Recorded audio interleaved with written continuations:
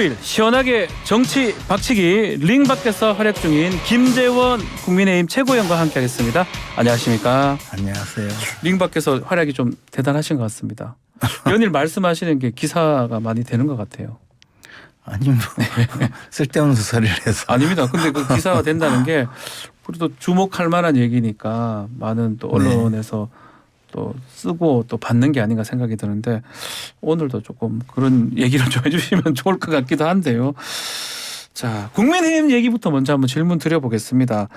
심평 변호사가 지금 수도권 어렵다. 윤석열 대통령 신당 창단된다. 이 얘기 했던 게 논란이 됐다가 뭐 사실은 신당 창당 동력 없다라고 수정을 하긴 했는데 뭔가 이 당내나 이런 분위기는 좀 읽혀지고 있는 겁니까? 그런 부분?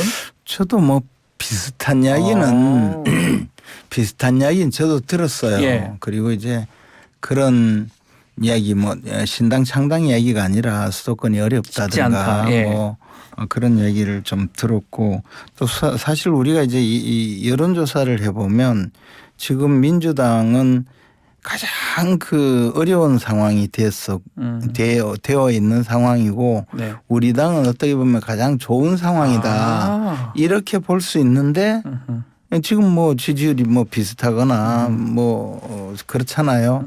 이러니 이제 이런 상황에서 수도권의 여론조사를 보면 서울은 조금 앞서고 뭐 경기도는 뒤진다든가 또는 전체적인 그 내세울 수 있는 인적인 그 자원의 문제, 인물난이라고 하더라고요. 네, 이런 복합적인 것을 보면 총선에서는 상당히 고전할 수 있다 이런 현실적인 그런 분위기가 있죠. 그런데 이제 역사적으로 이런 경우가 되면요, 또 물어봐요. 그 여론조사 대상들한테 물어보면서 당신은 진보입니까 보수입니까 중도입니까? 그래 물어보면 중도가 굉장히 많아요. 다 중도라고 좀 답할 것 같기도 하고 본인이 그렇게 믿기도 또 하고. 선거에 나가보지도 않는 그런 이제 학자라는 분들이 중도로 확장해야 이길 수 있다. 뭐 이런 식의 이야기를 많이 하죠. 총선은 또 집토끼보다는 산토끼 잡는 거다 이런 얘기 하긴 하잖아요. 그러니까 이제 그런 식으로 해서 항상 망하죠. 이제 역사적으로 보면 그것을 선거 전략이랍시고 막 중도로 확장한다고 하면서 막 하는데 이제 그게 실체가 별로 없어요.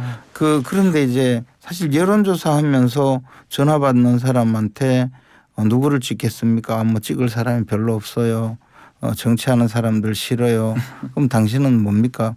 보수도 아니고 진보도 아니고 중도예요. 이렇게 이야기하는 것이 굉장히 공정해 보이잖아요. 그렇게 해서 이제 답변하는 건데 그런데 이 뭐 PS 잠깐 좀 이름이 잘 생각 안 나는데 한 10명 정도를 모아서 집중적으로 몇 시간씩 토론을 하면서 그 사람들의 심리를 분석을 계속 해가면서 그런 이제 사람의 집중 심리 분석을 하고 그것을 통해서 여론조사를 하면 그것이 훨씬 이제 좀 정확하다고 서양에서도 포커스 그룹 인터뷰 말하는 거죠. 거죠. 그런 것을 이제 해보면 이게 중도가 아니고 이 정당이 왜 정치를 하는지 왜 내가 이 정당을 찍어야 되는지에 대한 그런 이유를 제대로 제공을 못하는 경우가 많아요.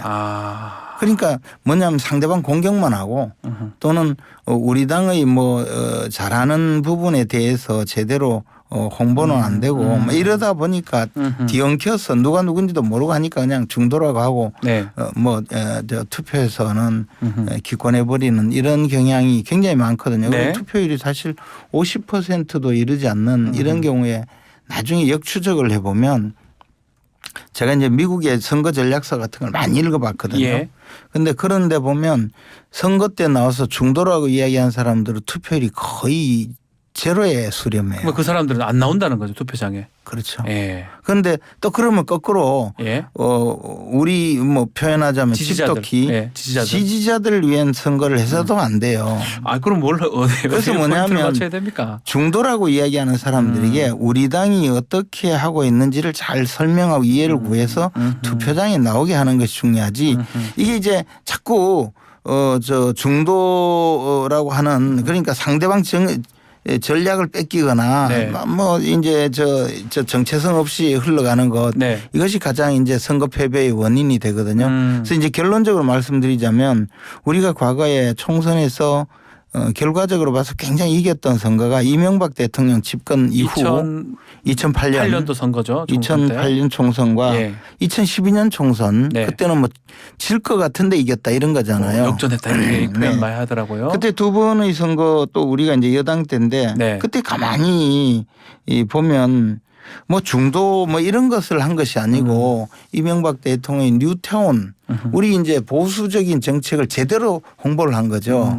그 뉴타운 선거를 해서 뉴타운 돌이라 그랬잖아요. 서울 강북 지역을 뭐 많이 이렇게 강북 지역뿐만 아니고 저 금천구도 이겼어요. 근데 이제 이길 수, 금천까지. 예. 그래서 그건 뉴타운 돌이라 그랬죠. 그 앞에 탄돌이라고 했던 그 것처럼. 16대 선거를 탄도를 했었죠. 예. 그리고 이제 17대 17대를 선거인데 탄도리라고 그리고 그다음에 2012년 선거 때도 뭐 다 진다고 했는데 그때도 오히려 박근혜 비대위원장 시절에 그 여러 가지 그 선거 전략을 네. 통해서 우파의 정책이 무엇인지를 제대로 홍보를 해서 이겼는데 그 이후에 보면 제일 망쳐먹은 선거가 뭐 통합만이 살 길이다 이러면서 황교안 대표 시절에 해서 이제 선거를 망쳤는데요. 2020년 선거죠. 네.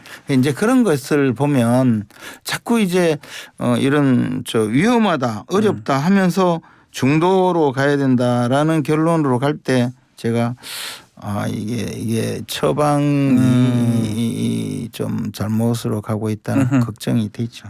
그 중간에 또 말씀 중에 하나가 지금 수도권이 한 10년 연속 거의 좀 보수 정당이 지금 국민의힘 계열 정당이 지는 모습이거든요. 많이 지고 있죠. 예, 뭐 아마 19대 때부터 계속 지고 있는 것 같아요. 네. 10년 이상 된 것 같은데 네. 인물난이 그렇다. 그럼 이번에 총선 때는 좀 새로운 인물 좀 구하는 겁니까? 아니 그래서 이제 새로운 인물이라는 것을 주민들이 요구하는 인물들이 나와야 하는데 지난번 그 김영호 공천관리위원장 황교안 대표 시절에 예. 그때 그 내세운 인물들이 사실은 이제 유승민 의원과 김세연 의원 계열의 그 새보수당 계열에서 마구 끌어들여서 이리저리 마구 흩어버리는 그런 인물들이 많았어요. 네. 그래서 그분들이 티슈처럼 뭐 버려졌다 이런 이야기까지 했거든요. 그리고 뭐 저도 이제 고향이 딱 끌려와서 끌려왔다는 표현보다는 참 서울 쪽에 한강을 넘어서 서울에 중랑 을구까지 어려운 갔었는데 곳에, 예. 거기서 또 뭐 경선을 시키고 네, 하던데 네. 그래서 이분들은 우리가 그 인재를 활용해서 지역 주민들 앞에 내세우고 그에 대해서 주민들이 네. 그래도 당시 자유한국당 내지 미래통합당의 대표가 이런 사람이구나라고 해서 네. 투표하게 하는 것이 아니고 그냥 뭐 그 사람을 흩어놓는 것으로 생각을 했거든요. 그래서 지금도 이제는 주민들이 원하는 인재는 찾으면 많이 있는데 네. 과연 그럴 생각이 있는 것인지 아니면 또 세력 다툼을 하려고 하는 것인지 그것은 좀 걱정스러운 상황이죠. 지금 사고 당협이 36곳이더라고요. 네. 수도권이 그중에 26곳인데 이번에 당무감사를 한다고 하니까 획기적인 좀 인물들이 나올 수 있을까요? 물갈이 가능성. 근데 뭐 당무감사를 해서 실제로 지금 뭐 당협위원장들 감사를 해야 될 필요는 저도 있다고 느껴요. 네. 그리고 그를 통해서 당장에 당무감사 결과 교체 필요성이 있다면 지금 만약에 그 교체를 해버리면 거의 공천과 그렇죠. 공천에 준하는 그런 모습이 되기 때문에 예.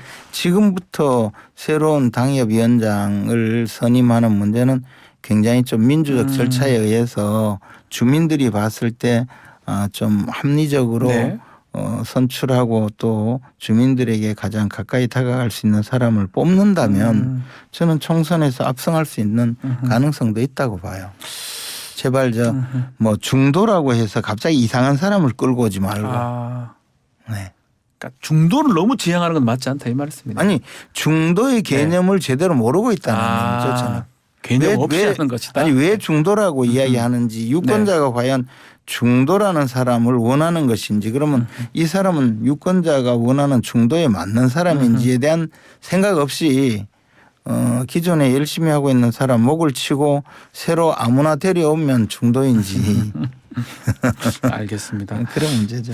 자, 또 그리고 지금 국민의힘 하태경 의원이 민주당이 이재명 체제로 계속 가야지 우리한테 유리하다. 부산 선거는 이재명 나가면 큰일 난다. 이재명이 예컨대 뭐 대표가 안 된다면 큰일 난다. 이렇게 얘기하는데 이게 국민의힘의 뭐 좀 전략이라고 봐야 됩니까? 어떻게 봐야 됩니까? 그건 뭐 전략이라고 볼 수 없고 그냥 공감대 공감입니까? 그냥 비슷하게 예. 되어 있는데 사실 이재명 대표도 굉장히 예. 강한 사람이죠. 뭐 나름대로 민주당을 지금 끌고 가는 걸 보면 네. 역대 민주당에 대해서 저렇게 장악력을 가지고 끌고 간 분은 이해찬 대표 이후에 처음이 아닌가 생각해요. 그런데 네.